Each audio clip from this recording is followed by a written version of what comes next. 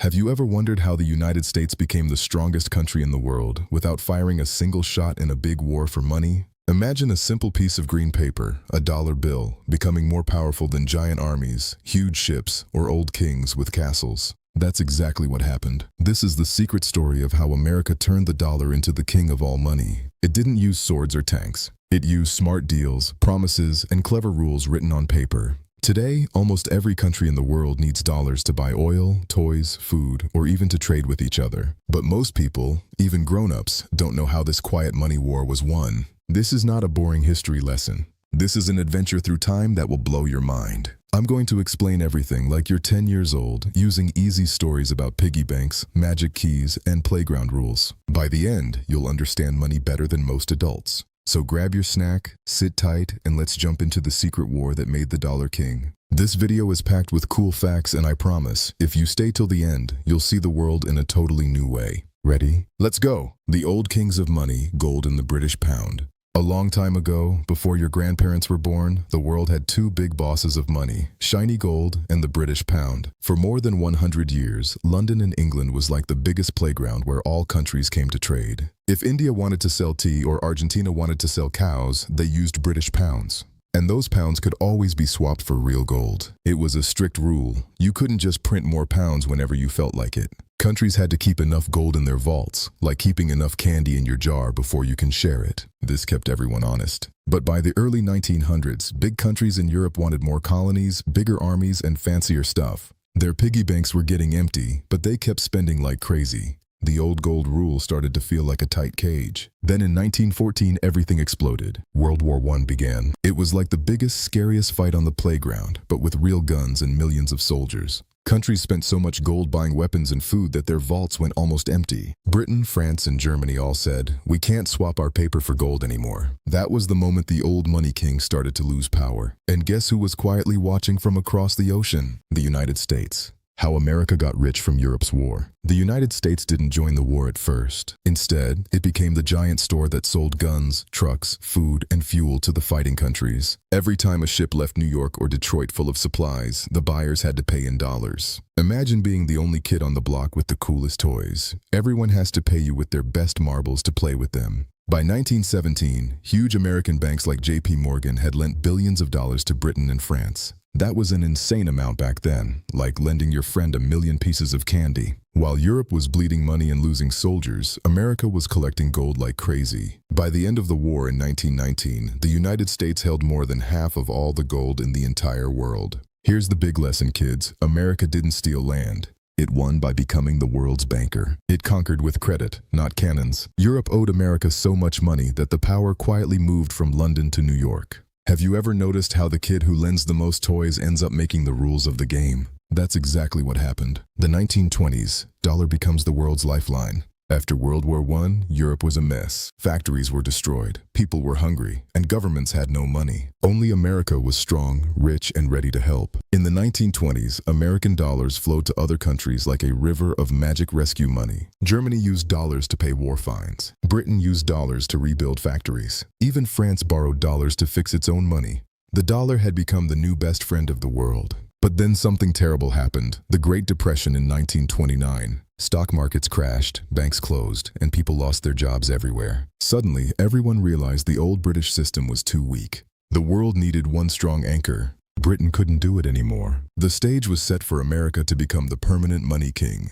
Bretton Woods, the day they made the dollar king. Now let's travel to 1944, while World War II was still raging. 730 smart people from 44 countries met in a small hotel in Bretton Woods, New Hampshire. Bombs were still falling in Europe, but these people were writing the new rules for all the money in the world. They created the Bretton Woods Agreement. It was like making a giant set of playground rules where the US dollar became the boss. Here's how it worked in simple terms. Every country's money would be tied to the US dollar. The dollar would be tied to gold. You could swap $35 for 1 ounce of gold. Since America owned almost 2/3 of the world's gold, everyone trusted it. But there was a super clever trick. Other countries had to keep lots of dollars to buy and sell things. That meant they had to buy American government bonds, basically IOUs from America. This gave America something economists call the exorbitant privilege, a fancy way of saying America could print money that the whole world had to use. Old empires used armies to rule. America used a printing press. This was the beginning of financial imperialism, ruling the world with money instead of soldiers. Oil, food, cars, and toys. Almost everything important was soon priced in dollars. If you wanted to play in the big global game, you needed green dollars. The 1971 shock when America cut the gold rope.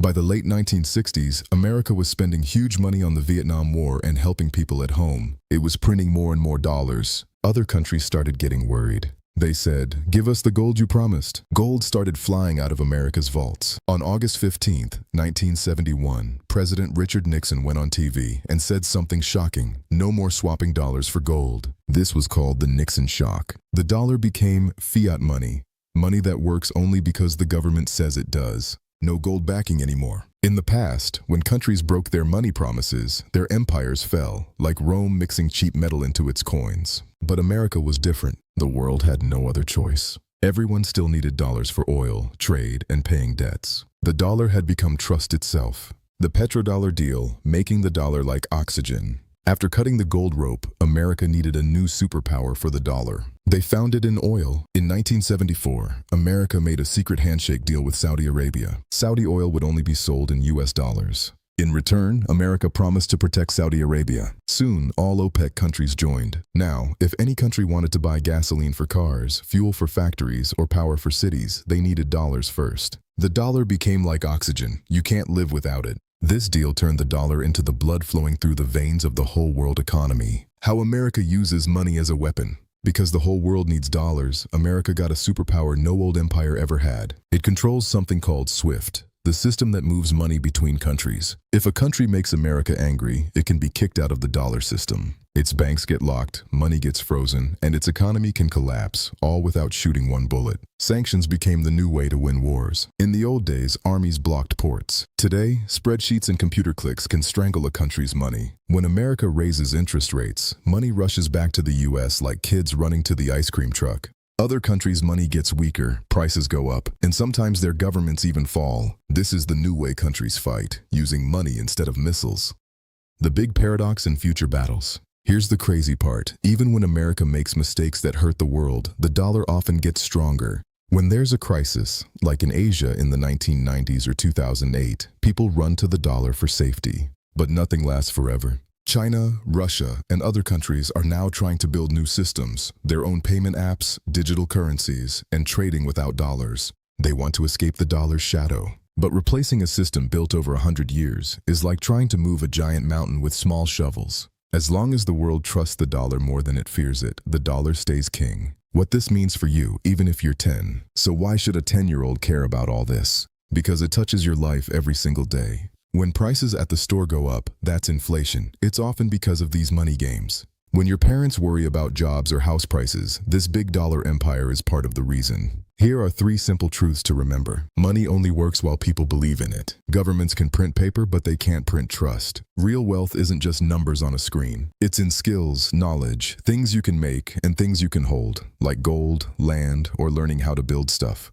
The most powerful empire ever doesn't need colonies or kings. It just needs the world to believe in its money. The secret war for the dollar was never declared with speeches. It was won with patience, smart rules, and quiet deals. And it's still happening today. The dollar's greatest weapon isn't paper, it's belief. But history shows every empire eventually gets challenged. Spain thought silver would last forever. Britain thought the pound would. America's turn is being tested right now. This is the hidden story of how money became the real ruler of the world. If your brain is buzzing with new ideas and you finally understand why the dollar is so powerful, then you're in the right place. This is Bull Battle, where we uncover the real rules of money, power, and history in a way even a 10-year-old can understand. If this video gave you a new way to see the world, smash that like button, subscribe to Bull Battle, and turn on the bell so you never miss the next big battle. The answers aren't hiding in the future. They're already written in the past. I'll see you in the next episode, warriors. Stay smart and stay curious. Bull Battle, out.